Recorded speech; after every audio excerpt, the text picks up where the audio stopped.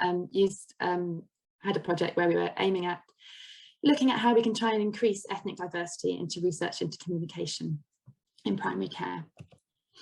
Just a bit of background and why we sort of wanted to do this. So people from minority groups report poorer health than the white British population. And this is a difference that gets bigger as people get older. And there's a fair amount of research sort of trying to find out why this is. And some explanations, definitely not all of them, are kind of, as you can see here, so there's sort of language barriers. Doctors don't always understand cultural needs in different ethnic groups.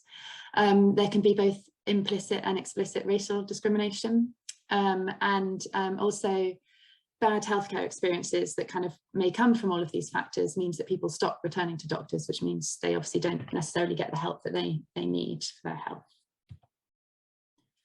The type of research I do is looking at communication specifically between clinicians and patients. And the way that we do this is we video record meetings, and we analyse the communication to sort of look at patterns in communication and to try and identify best practice, so and to sort of help train clinicians, and with the overall aim of improving patient experience.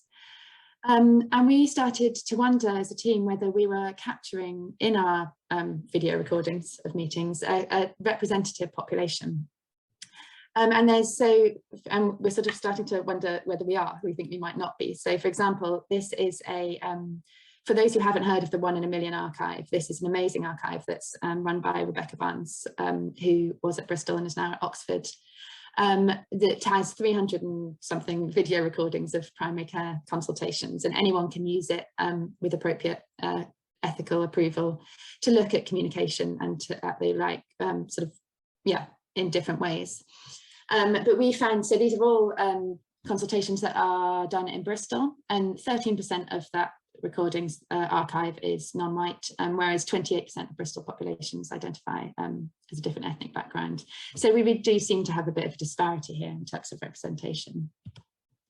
So what we wanted to do was look at, firstly, the factors affecting clinician-patient communication in different ethnic groups, and then also the barriers and facilitators to research participation in different groups. And we worked with two community organisations based in Bristol. So one of them is Bristol Black Carers, and the other was Bristol Avon Chinese Women's Group. And we worked from them right from the get-go, so before we even had the funding, to think about how we could plan workshops with these groups and really create an environment where the people who came along would really feel comfortable to speak their minds. A huge part of both groups said was to do with refreshments. So both said that they'd sort of organise their own lunch and have that sorted, which is obviously very important. And we spoke about how the sessions might work from their point of view and what might work best. And both groups felt that if we came and visited and fitted within the red meetings they were already having, that would be kind of the best way and make people feel most comfortable, and also to encourage people to come. And we also did some work at the beginning to think about how to encourage people to speak up. So particularly the Bristol and Avon Chinese Women's Group spoke about there being people not necessarily feeling comfortable about speaking particularly critically about healthcare that they'd received. So we did a bit of work beforehand on how to encourage people to speak, mostly to do with having kind of smaller groups and sort of anonymous feedback and that kind of thing. So I'm going to talk about kind of what we found in both workshops. So firstly, Bristol Black Carers, who are a charity organisation, and they provide support and assistance for Caribbean, African and Asian carers in Bristol. We held a workshop at the end of February at their sort of base in East Bristol. And I look really fondly back at this day because this was basically the last normal thing I did pre-pandemic as a work thing. So it was a really great discussion with lots of people who came along and shared their experiences. So firstly, thinking about what their views of the struggles or good experiences they'd had with doctor-patient communication. They spoke a lot about problems with the system, about there being sort of gatekeepers, whether it's sort of receptionists or whether it's GPs to other settings, and that they didn't necessarily get the care they needed for that reason. And they felt that doctors didn't necessarily, when they managed to see them, have enough time to really get to know them.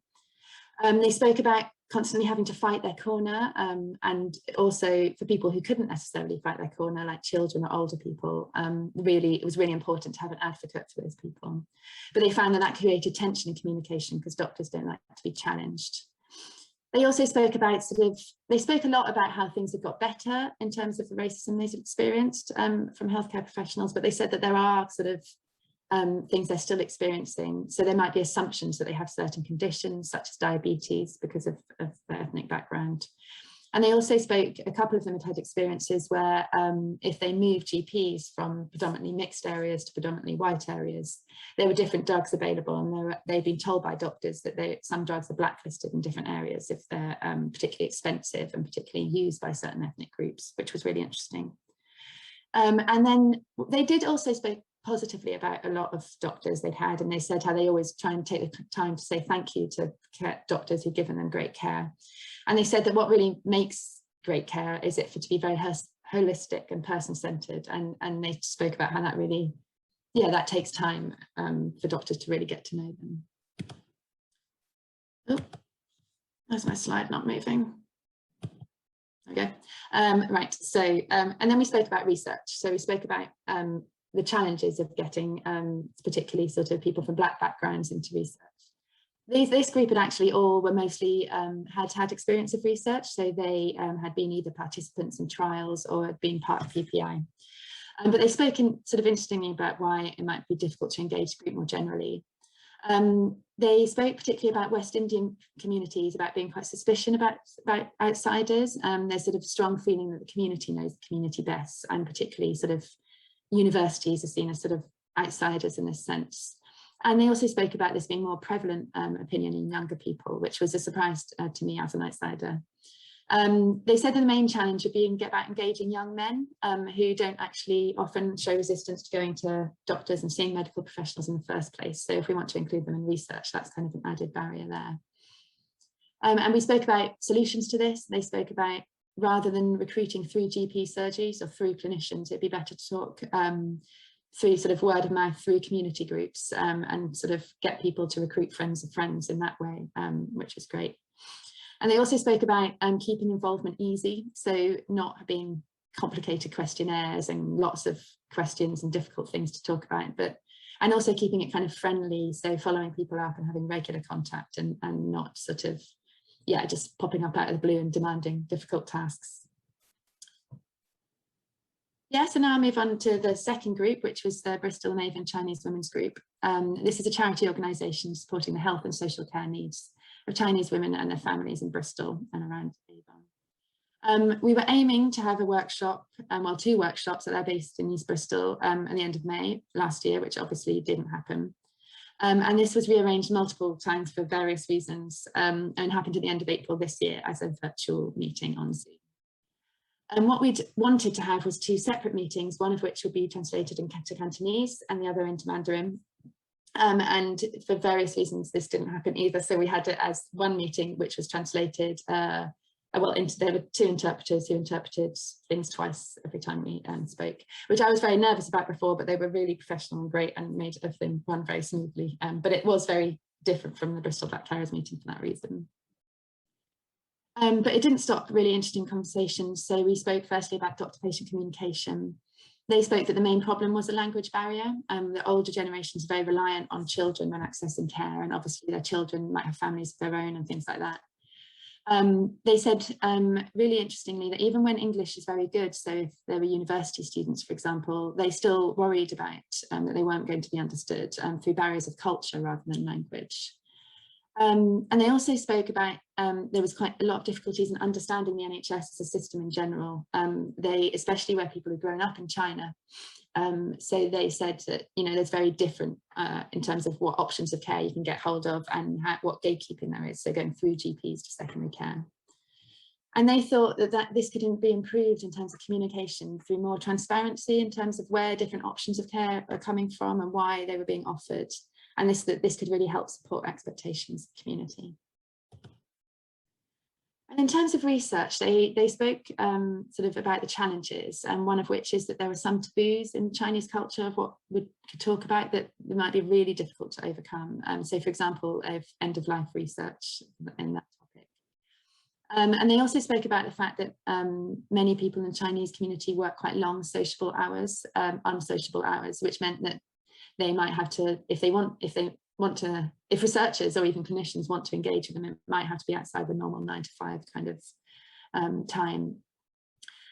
They spoke about solutions, and they thought that it would be really important to increase the awareness of research in their community and provide education, but also in terms of how us as researchers can change things. They gave a really great example of the UK census. So they were talking about the fact that they needed translation of materials, but with the UK census, you had to get through a lot of English language hurdles to be able to get that translation, which obviously was a barrier in the first place. And if you didn't have that support in place, then you couldn't take part. But they were very aware that lots of the solutions were very resource intensive. So having interpreters, or Chinese speaking researchers, and having all of that at the start, which they said, it might be difficult in a research environment. So just a few reflections from these workshops. I really learned a lot from them.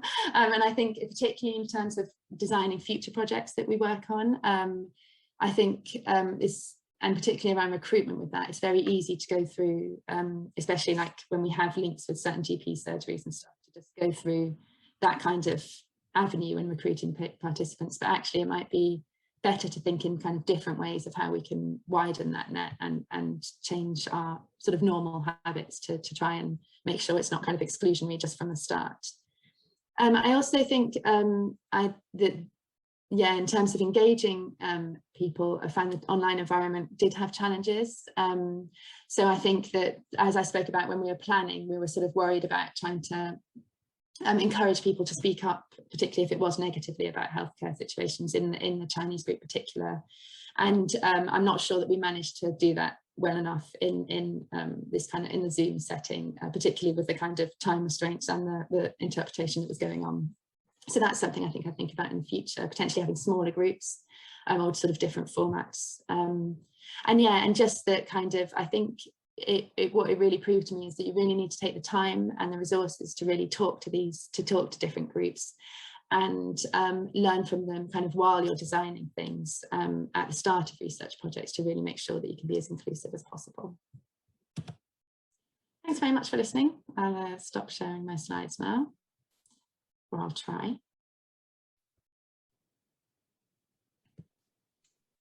Thank you very much for that, Jemima. For everyone, if you have any questions, please, or reflections or anything, please post them in the chat. I'll kick off with the first question myself for you.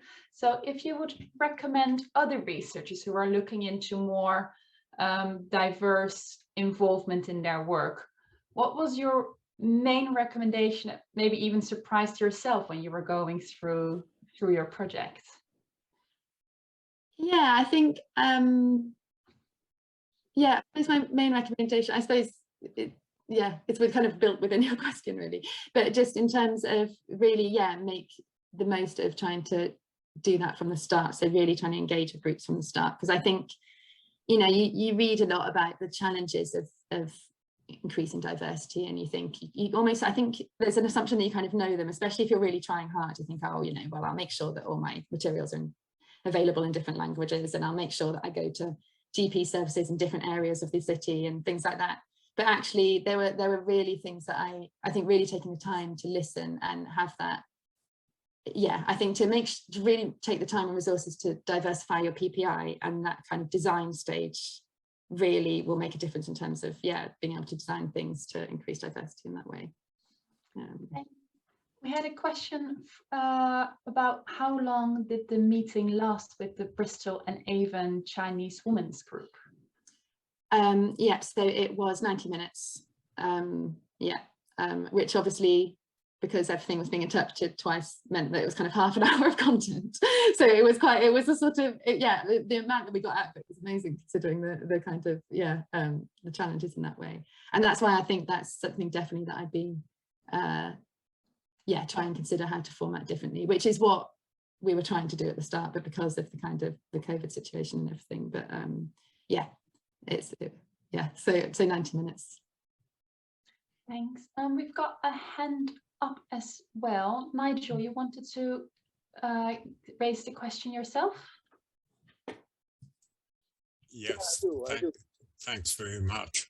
A very important issues you raised there, and it makes you think how much time is needed, as you've already pointed out, to do a good set of interviews with a diverse range of people. Just one other issue which you didn't raise, which is a fascinating subject, and that is after the doctor has met the patient and items have been agreed with the patient, how long does the patient actually remember the targets and the points agreed? There was one particular qualitative research study which showed that actually they only remembered for a very few days, and after that they quickly forgot what the details actually were and the detailed targets actually were.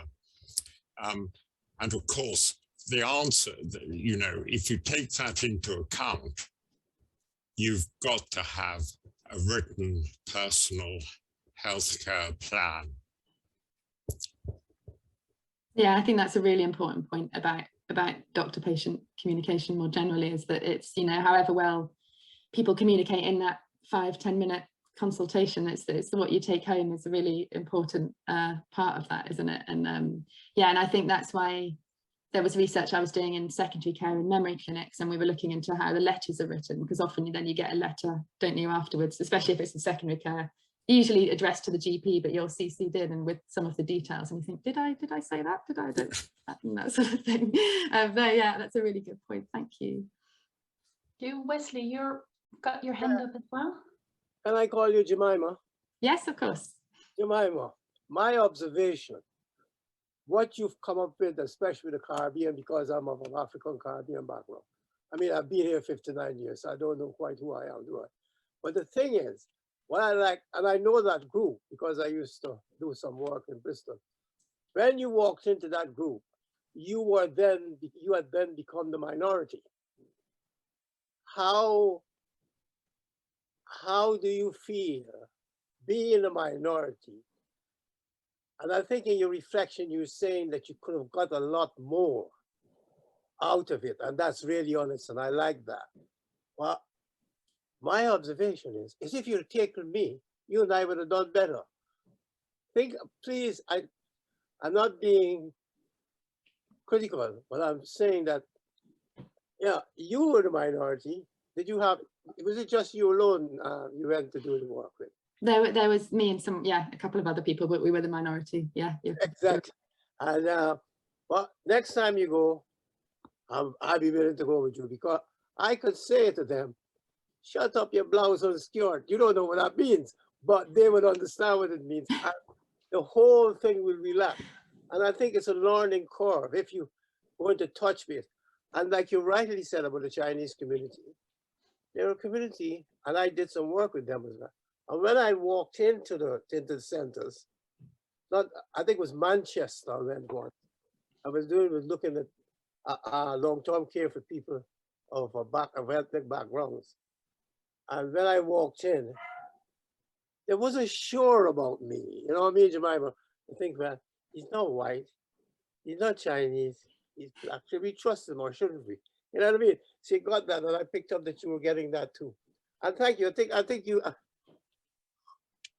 done that, but please do consider don't go in as a minority. Try and get a volunteer, someone that I feel that could accompany you, and maybe things might be a bit better. I don't know. It's a thought, isn't it? No, it's a really interesting thought, and it's definitely, I really appreciate that comment. It is something I felt, and I I think that is, I think I really appreciate that you kind of got that that's what I meant in terms of feeling that I sort of only really touched the surface of ever really understanding yeah, and I think, and this is probably a slight tangent from what you're saying, but I think actually it's kind of what I think but we need to really increase the diversity of researchers. I had a real sort of guilt thing. I was like, you know, I'm this classic white middle class woman researcher in healthcare, like going in and doing all these things, and actually I would be better if I just had more discussion of that to start with. And yeah, I really appreciate that feedback, and I'll write down that thought in terms of, we haven't sort of written things up yet, but I think I need to sort of reflect on that, so I really appreciate it. And yeah, we'd love it if we visit the workshop again, if you could come. And yeah, I'm not looking for a job. I'm 78 years of age. I'm retired. Yeah, brilliant, mate. Well done. Thank you. Thank you very much. Thank you. And we've got another question in the chat as well. Someone wondered how you got in touch with the two groups in the first place, and whether it was easy to build that relationships, and if you have any insights about how to really get going these contacts with community groups. Yeah, we're very spoiled in Bristol that we have two great PPI reps, Julie and Victoria, and they already kind of had worked with these groups before. So we had that really great kind of avenue in terms of making contacts with the heads of the communities, and then being able to sort of, yeah, having that mediator in that way. But I wouldn't, yeah, I'd always say to any researchers, you know, just get online, see what's out there, and always, people are always willing to chat about their experiences. People like to feel heard, as I mean, everyone here is in a PPI role, or you know, they understand this, but it's, yeah, I'm probably preaching to converted, but people want to be heard, and people want to be talked to and listened to, and yeah, so just don't be shy about contacting anyone, because people, I expect, will say yes. Thanks. And one final question I'll take from the chat is that you had your meetings with two quite different ethically background groups, and do you feel that there are any similarities or overlapping issues, or did you feel that there were actually really quite different issues that they raised from their backgrounds? Yeah, no, that's a great question. I think in terms of similarities, I think they did feel that there was sort of the kind of, both groups raised the fact that it's not just language, there's also cultural barriers that just if there's clinicians or researchers from different backgrounds won't have that understanding. I think there was differences. I think that there was a general feeling in Bristol Black carers that they were all very up for the fight, and for, you know, being advocates for others, and for fighting their corner, and making their voices heard. And I got more the impression from yeah, that there was less of that, there was more from the Bristol and Avon Chinese women's groups, and was more sort of, you know, that there's really still feels there's kind of a struggle to get that going, that fight going, and they're not quite sure how to go about doing that. I think that's the main difference I found. Great. Thank you very much for sharing your project and presenting here, Jemima.